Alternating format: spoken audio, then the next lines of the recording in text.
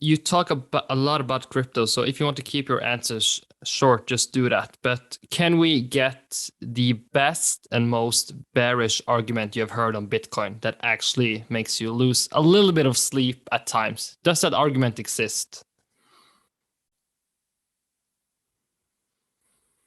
We wouldn't need crypto if the Fed worked. Like, I don't. I think that like if the Fed worked, who cares, right? Like if we had 9 billion people on the freaking planet, all managing money through a financial product, right? There, see, everyone's like down with the Fed. Okay, here, this is how people hold value today, right? You're either banked or unbanked. That's it. We're building an alternative. That's what the crypto market's all about. It's building an alternative place where you don't need to make a binary decision. You can make a choice to be not in or out. You can also be in this other world, this metaverse thing that everyone's talking about. And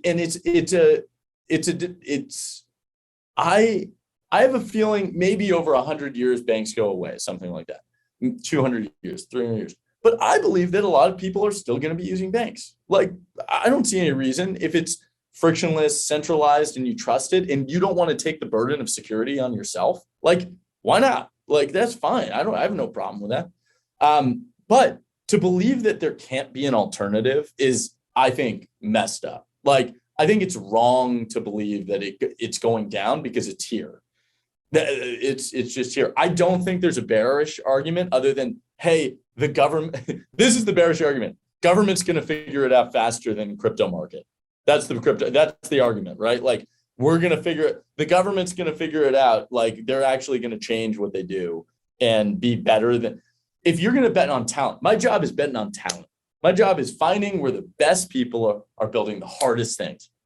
And let me tell you, it is not the Fed.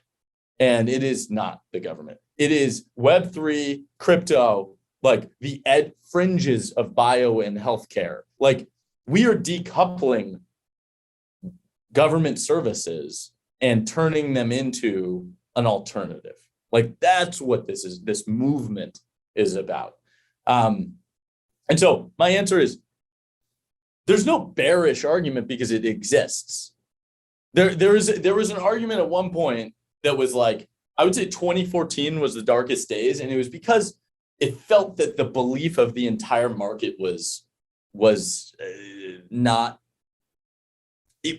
there was no cohesive message. There was no tangible momentum. And it was like you're on the ocean and the sail is fluffing in the wind, like that, the sail of it's a sailboat, you're on the ocean with. And like that was sort of what it was. You were just sitting there and the wind wasn't moving. And like, it wasn't moving you and there's no momentum to be able to jumpstart the engine. And then ERC-20 smart contracts came out, Ethereum launched. And that was a huge innovation for just making it a little easier to build with crypto, like a little easier to build. And just by making it a little easier to build with Solidity, with these smart contracts, it like completely changed the game. It built enough momentum where all of a sudden that snowball turned into a big ass snowball. And now we have like, it's unstoppable, but it's an alternative. I think it's, what's crazy about this movement and is the like non-fungible tokens, like, so NFTs, tokens, Bitcoin, whatever you want to say to define this market, Web3. It's all of it is about becoming your own bank. And so like the entire process is about holding your own value that's away from any central authority. And it's working. We have an alternative to storing value. And how crazy is it, if you think about it that way, that finance became so sexy that Eminem has an NFT. And like Eminem, the rapper, has an NFT, and that means that he's choosing to be a part of this financial revolution. And 10 years ago, that would have been a ridiculous thought. Hey, crypto is going to eventually get celebrities excited and be like finance, like heads. And now everyone is a financial philosopher. Everyone is a banker. And whether or not people think about it that way, they've become in charge of their own value. And that's what this movement's about. This movement's about having an alternative place to store your value and being your own bank. And that's what is the most exciting thing about like crypto. And so my answer is, it's unstoppable like the internet's unstoppable. It's people would be like, oh, but the US is going to shut it down. They might have been able to shut it down in 2013, 2014. They cannot now. It's impossible. And so now it's a political move to support or not support Bitcoin. It's a political move. People go, I'm a senator and I'm for Bitcoin. I'm pro Bitcoin. That's an actual thing. That's ridiculous to me. And like awesome, because people are choosing yes, because they want to stand out from the crowd. So I think it's an alternative place. If people are thinking in a scarce mindset where it's like either or, yeah, maybe it's a battle that way, but it's not. There's a third place that is being built out that is this alternative. And so that's what we've been building. Like first time I ever talked to Brian Armstrong, he said, at some point the world's going to be on one financial infrastructure. That's my mission with crypto. Like that's it. Like get everyone the same tools and incentives and structures that like the US had. Like give it to the rest of the world.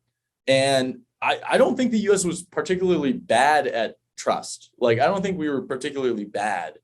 We were bad at global money movement. Like I think that's been proven. And we were bad at like there are a couple of things that once you get out of the US you're bad at.